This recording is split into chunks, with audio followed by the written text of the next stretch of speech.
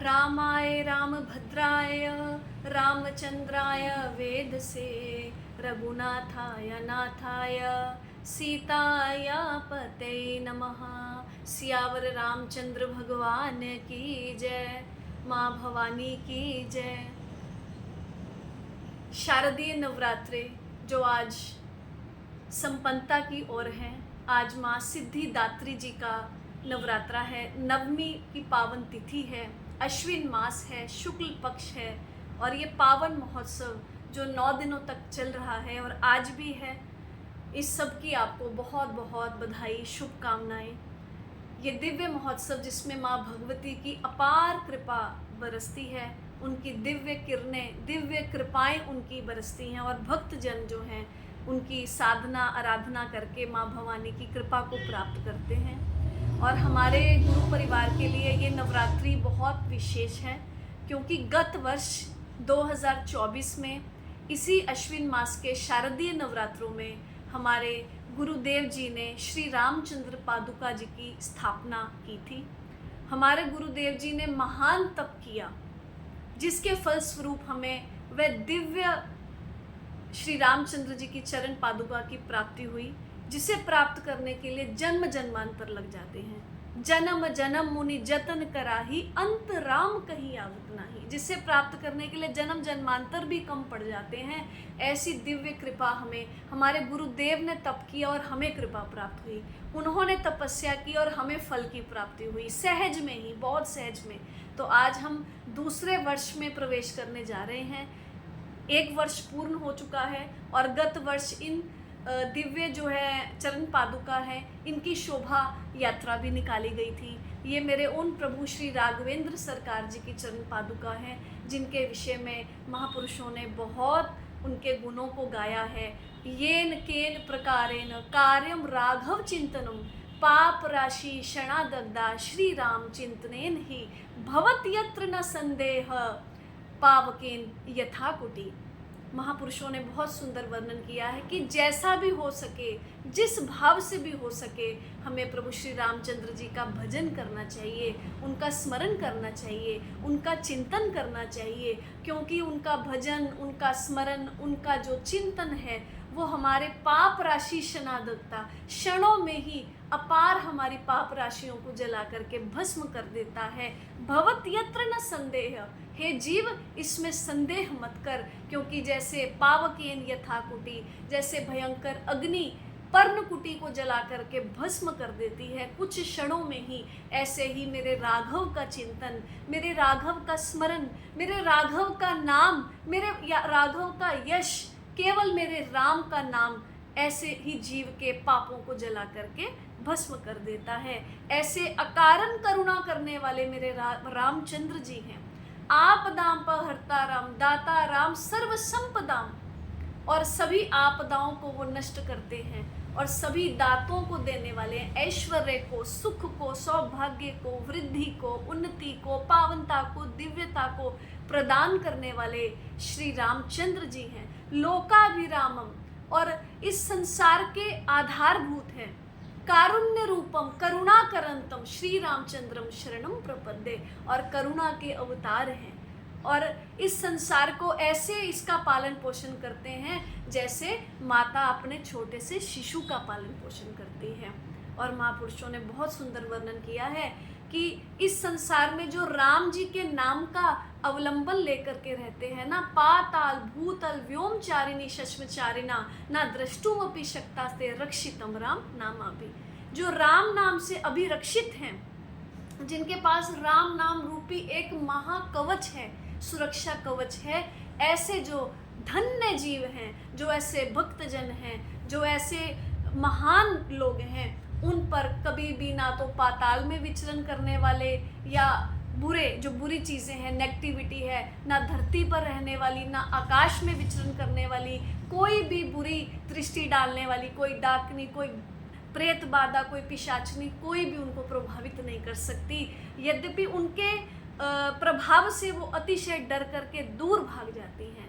ऐसे मेरे अकारण ही करुणा करने वाले हैं। गोस्वामी जी ने बहुत सुंदर बात कही कि बिना कारण से जो करुणा करने वाले श्री रामचंद्र जी हैं, बिनु हरि कारण बिना कारण से जो करुणा करने वाले हैं, ऐसे रामचंद्र जी की शरण में जो जीव जाते हैं वो धन्य हैं। धन्य माता पिता धन्यो, धन्यो गोत्रम कुलोद्भव। उनका धन्य, उनकी माता धन्य है, उनके पिता धन्य हैं, उनका गोत्र धन्य है, उनका कुल धन्य है। तो हमारे गुरुदेव ने बड़ा भारी तप किया बहुत वर्षों तक, और उसका फल हमें क्या मिला? हमें रामचंद्र जी की दिव्य चरण पादुका का वंदन करने का, उसका दर्शन करने का और उस पर प्रणाम करने का और उस पर लगी हुई प्रभु की चरण धूलि को अपने मस्तक से लगाने का सौभाग्य मिला है। इसीलिए संतों के विषय में तो बहुत सुंदर बात महापुरुषों ने लिखी है कि यथा नद्य सन्माना समुद्रे अस्तम गच्छन्ति नाम रूपे विहाय तथा विद्वान नाम रूपाद विमुक्तः परात् परम पुरुषम उपैति दिव्यम। कि संत जन अपने पास ना तो अपना तप, अपनी जो पहचान है, अपनी जो उपाधि है, अपना जो कुछ भी अपने पास नहीं रखते, वो अपने पास केवल एक ही रखते हैं, प्रभु का भजन और प्रभु का स्मरण। उनका कहाँ से उनका उद्गम हुआ, उनके जीवन में उन्होंने क्या क्या साधन किए, कुछ नहीं रखते।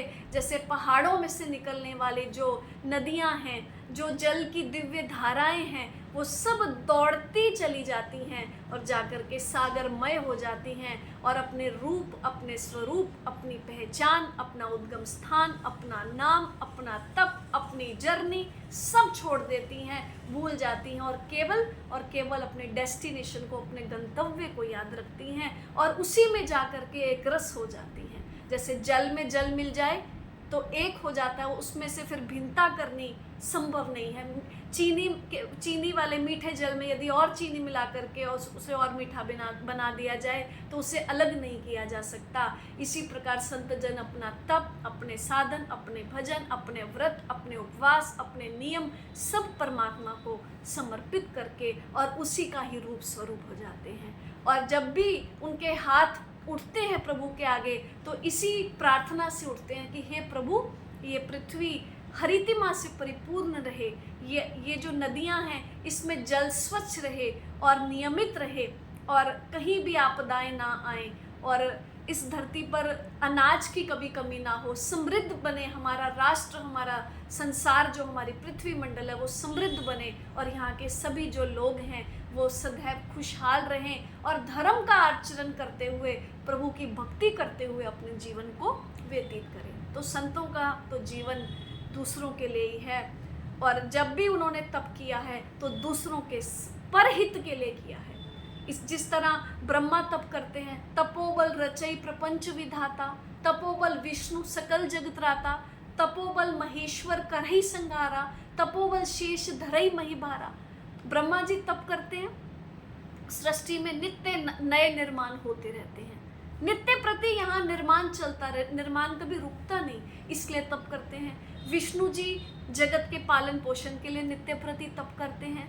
महेश्वर जब संहार का समय आता है तो उस समय जो प्रलय आता है, जल प्रलय आता है या सामर्तक नाम की अग्नि जब इस पूरे ब्रह्मांड को जब जला देती है तो उस समय, जब प्रलय के समय में सारी कार्यभार जो भगवान शंकर अपने तप के आधार पर ही करते हैं और शेषनाग जी जो अनंत भगवान हैं इस पृथ्वी मंडल को अपने मस्तक पर धारण तप के आधार पर करते हैं। तो जब इतने महान विभूतियाँ जो जगताधार हैं, अकारण ही करुणा करने वाले हैं, और जब वो इतना भारी तप करते हैं और हमें तप करके यही संदेश देते हैं कि यदि ब्रह्मा विष्णु महेश भी हैं तब भी वो तपस्या करते हैं, तो हमारे जीवन में यदि तप नहीं है तो ये सोच लीजिए कि हमारा जीवन ऐसा है कि यदि बहुत सुंदर कोई नारी हो और उसको वस्त्र ना दिए जाएं और केवल आभूषण दे दिए जाएं तो उससे उसकी शोभा नहीं होती। वस्त्र से हीन नारी जैसे शोभायमान नहीं होती, ऐसे ही जो जीव हैं वो यदि जीवन में भक्ति ना करें तो वो शोभायमान नहीं होते। चाहे कितने भी सुंदर आभूषण नारी पहन ले, यदि मर्यादा से एक सुंदर वस्त्र को यदि वो धारण ना करे तो वो जैसे शोभती नहीं। तो मानव जीवन भी हरि भजन के बिना सुंदर नहीं होता, शोभायमान नहीं होता। इसीलिए अब ये जो समय है, कल दशहरा है, दशहरे की भी आपको बहुत बहुत बधाई और शुभकामनाएं। और अब दीपावली तक जो ये दिन है बहुत ही महत्वपूर्ण है। आध्यात्मिक दृष्टिकोण से भी इसमें अपने गुरु मंत्र का भरपूर जाप करें, अपने जीवन में खाना पीना रहना सब शुद्ध रखें, सात्विक भोजन लें, गुरु मंत्र का जाप अधिक से अधिक करें, अपने कार्य भी करें, खूब त्योहारों को मनाएं, परंतु भगवत विस्मृति ना करें, क्योंकि भगवान का भजन मानव जीवन के कल्याण का मूल है।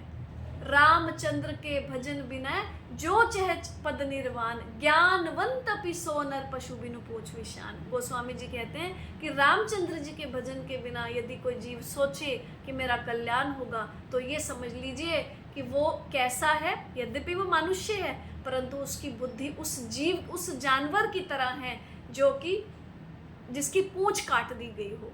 है तो मनुष्य रूप में ही, परंतु उसकी बुद्धि में पशुता है, जो ये सोचे कि प्रभु के भजन के बिना भी मेरा कल्याण हो सकता है। तो ये असंभव है। अपने जीवन को सुख और समृद्ध से आपके जीवन को भगवान पूर्ण करें, और अपने जीवन में भजन को, भक्ति की प्रधानता लाइए। आपको दशहरे की इस जो 9 दिन चलने वाले परम जो नवरात्रि का महोत्सव है, इसकी बहुत बहुत मंगल कामनाएं। प्रभु श्री राम जी और अपने गुरुदेव के श्री चरणों में मैं हाथ जोड़ करके आपके उज्जवल भविष्य और आपके जीवन में सुख आए, समृद्धि आए, ऐश्वर्य आए, भक्ति आए, इस सब के लिए प्रार्थना करती हूँ। पुनः आप सभी को मंगल कामनाएं। जय श्री राम।